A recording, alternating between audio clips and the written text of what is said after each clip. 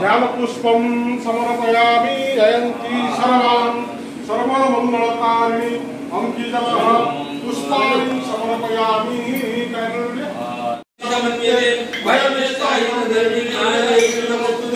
माँ दयामयी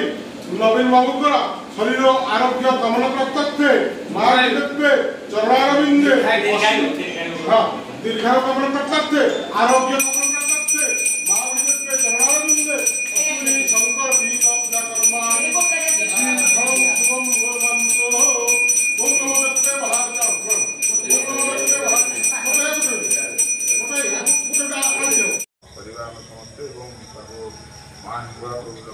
जगन्नाथ सुस्थ और निरोग रखु और माँ हिंगुड़ा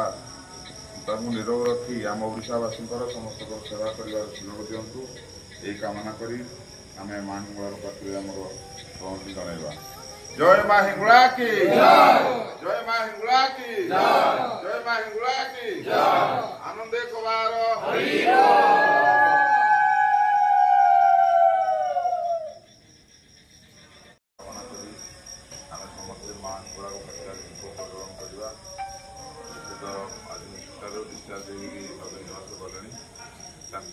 माँ हिंगुड़ा प्रभु जगन्नाथ भावी दीर्घायु करूँ